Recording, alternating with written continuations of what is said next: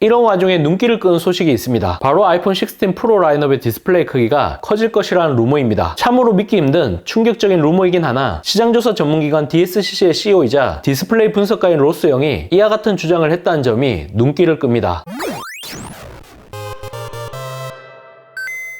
테크에 진심을 다하다 테크 요정 비티크입니다. 오는 9월에 발표될 것으로 예상되는 아이폰 15에 대한 관심이 쏟아지고 있습니다. 심지어 해외 유명 IT 유튜버는 아이폰 15 울트라 실물 모형을 입수했다며 자신의 유튜브 채널에 공개하기도 했습니다. 그만큼 세간의 관심이 크다는 방증이 아닐까 싶습니다. 아이폰 15에 대한 최신 루머를 정리해보면 다소 희비가 엇갈리는 부분이 있습니다. 먼저 탑재가 유력한 루머부터 살펴보면 USB Type-C와 초슬림 베젤을 들 수 있을 것 같습니다. 먼저 USB Type-C 포트 탑재는 기정사실화되는 분위기입니다. 흥미로운 부분은 EU가 애플의 USB Type-C 케이블 꼼수 움직임에 대해 경고 메시지를 날려 이목이 집중되고 있다는 부분입니다. 해외 IT 매체 애플 인사이더에 따르면 EU 내수정책 담당 집행위원이 애플 측에 MFI 인정을 받지 않은 케이블의 충전 및 데이터 전송 속도를 제한하는 것은 용납할 수 없다고 경고를 했다고 합니다. 뉘앙스를 볼 때 판매 금지까지 이루어질 수 있다는 얘기인 걸로 보이는데 과연 애플이 모델별 USB Type-C 기능 제한을 밀어붙일지 아니면 기존 방침을 바꿔서 동등한 스펙을 제공할지가 관전 포인트가 될 것 같습니다. 아이폰 15 프로 모델에 한해 초슬림 베젤이 적용될 가능성도 높아 보입니다. 좌우상하 사면 모두 동일한 크기의 대칭형 베젤을 가지고 있는 것으로 알려졌는데 역대급 수준인 1.55mm가 될 것으로 예상되고 있습니다. 아이폰 14 프로의 2.17mm보다 약 25% 줄어든 수치이며 현재 기준 가장 베젤이 좁은 스마트폰인 샤오미 14의 1.81mm보다 약 15% 줄어든 수치입니다. 역대급 초슬림 베젤이 적용된 만큼 전체적인 크기는 조금 작아질 것으로 예상됩니다. 반면 솔리드 스테이트 버튼으로 불렸던 액션 버튼의 탑재에 대해서는 의견이 엇갈리고 있습니다. 새로운 포스터치 스타일 메커니즘과 탭틱 엔진 피드백을 사용함으로써 기존 볼륨과 음소거 버튼을 대체할 것이라는 루머가 상당히 이슈가 되었습니다. 저 비티크 역시 포트리스 아이폰으로 넘어가기 위한 일종의 전조가 아닐까 하는 생각을 해보기도 했습니다. 하지만 IT 매체 맥루머스에 따르면 애플 공급사 시러스 로직이 주주 소환을 통해 아이폰 15 프로에는 솔리드 스테이트 버튼이 없을 것이라고 전하면서 분위기가 확 바뀌게 되었습니다. 이미 지난달에 애플 분석가 민치거가 기술적인 문제로 인해 아이폰 15 프로의 솔리드 스테이트 버튼 디자인을 포기하고 분리 버튼으로 되돌아간다라고 밝혀 기존의 주장을 정정하는 모습을 보여준 바 있습니다. 또한 티타늄 프레임 소재 역시 아직까지는 확정적이라고 얘기할 수준은 아닌 것으로 추정됩니다. 지난해 출시된 애플워치 울트라를 살펴보면 울트라라는 생소한 이름이 붙을 수 있었던 것은 크게 두 가지의 차별화 요소가 있기 때문입니다. 바로 한층 더 커진 1.92인치 화면 크기와 프리미엄 소재인 티타늄이 들어갔기 때문이죠. 울트라가 아닌 프로맥스를 그대로 유지할 것이란 얘기가 나오고 있는데 화면 크기와 소재 모두 변화가 없을 수도 있다는 추정도 충분히 가능합니다. 이런 와중에 눈길을 끄는 소식이 있습니다. 바로 아이폰 16 프로 라인업의 디스플레이 크기가 커질 것이라는 루머입니다. 참으로 믿기 힘든 충격적인 루머이긴 하나 시장조사 전문기관 DSCC의 CEO이자 디스플레이 분석가인 로스 영이 이와 같은 주장을 했다는 점이 눈길을 끕니다. 소스의 신뢰성에 대해 의심을 받을 수밖에 없는 IT 팁스터가 아닌 현업에서 키맨 역할을 하고 있는 사람이다 보니 그냥 무시하고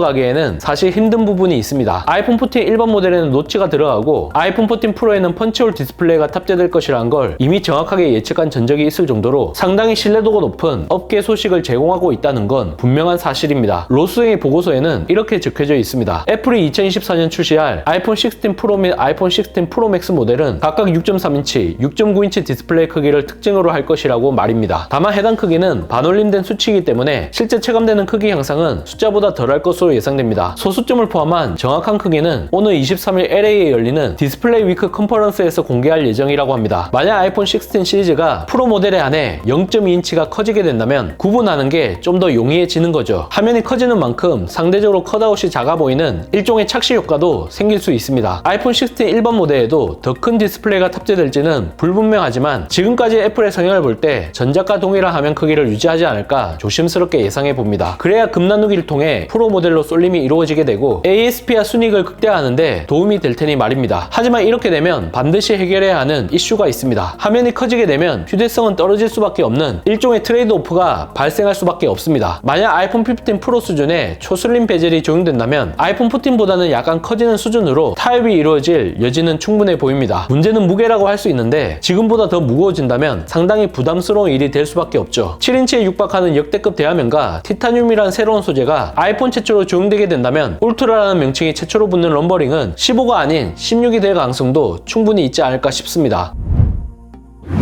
이번 영상을 본 여러분들의 생각은 어떠신가요? 잘 보셨다면 좋아요, 구독, 알림 설정 부탁드립니다. 테크요정 비티크는 다음 영상에서 찾아뵙겠습니다. 고맙습니다.